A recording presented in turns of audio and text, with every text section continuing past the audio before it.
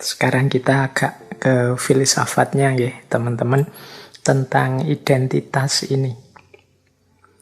Jadi nanti bagaimana sih cara kita membangun identitas, membentuk identitas, itu kalau secara filosofis juga bergantung pada filosofi hidup masing-masing orang. Dalam catatan saya, ketika orang membangun identitas itu berhubungan dengan cara dia memahami hidup. Nah, orang memahami hidup itu secara umum, ini secara umum saja ya, ada 4 gaya.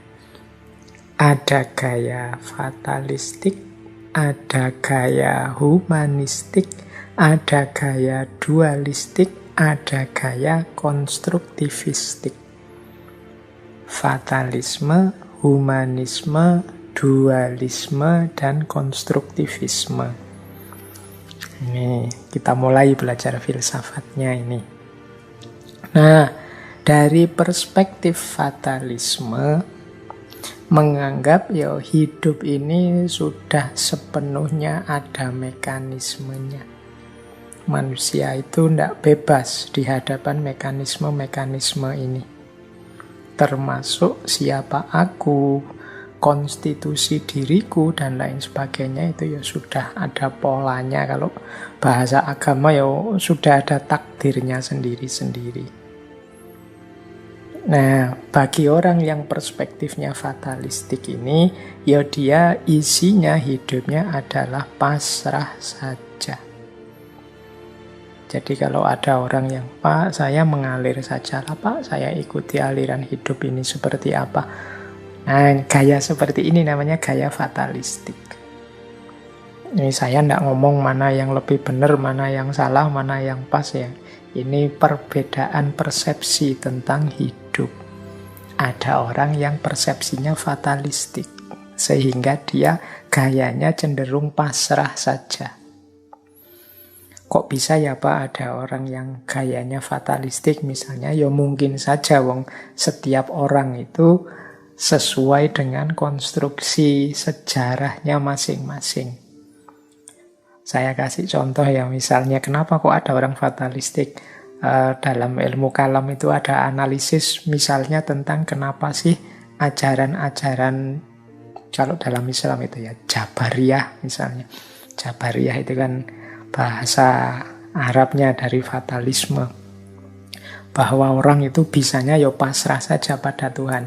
Kenapa ajaran ini bisa hidup misalnya di Timur Tengah zaman dulu misalnya.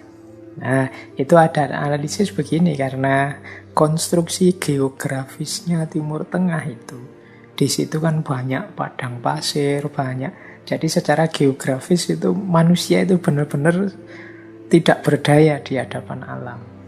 Kalau orang di padang pasir itu kalau kena badai pasir, kalau pas tidak ada air dan lain sebagainya, itu kan situasi yang tidak ramah untuk manusia. Berhadapan dengan situasi-situasi semacam itu terus-menerus, ya manusia kemudian cenderung pasrah.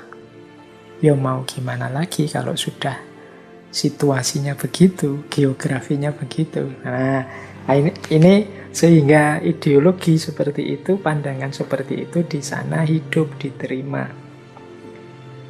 Mungkin ini bisa dianalisis juga mengapa geografisnya Jawa itu seperti apa, kehidupan sosialnya masyarakat Jawa seperti apa, sehingga gaya hidupnya kok seperti itu.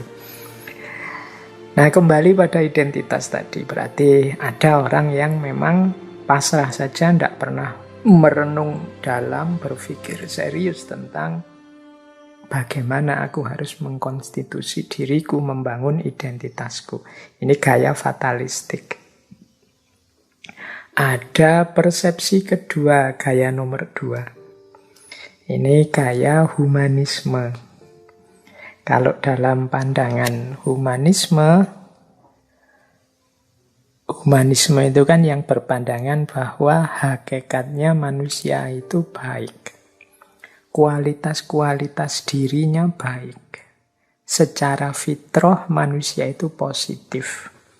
hanya orang-orang yang lupa, hanya orang-orang yang tersesat, yang tidak mau berpikir jernih, dan lain sebagainya, yang kemudian hidupnya jahat, hidupnya rusak, hidupnya kacau.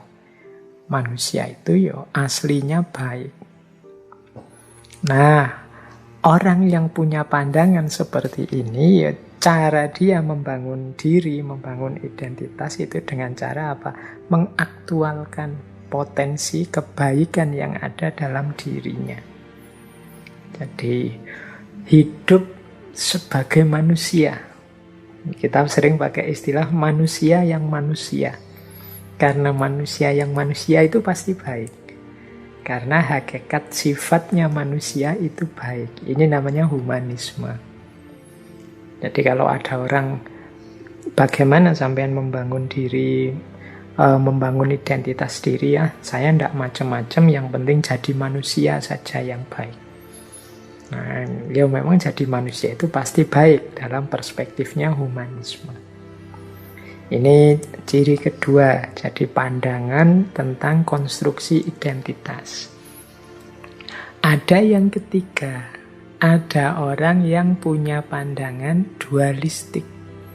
Jadi manusia itu tidak hanya punya unsur kebaikan, tapi dalam dirinya juga ada potensi keburukan.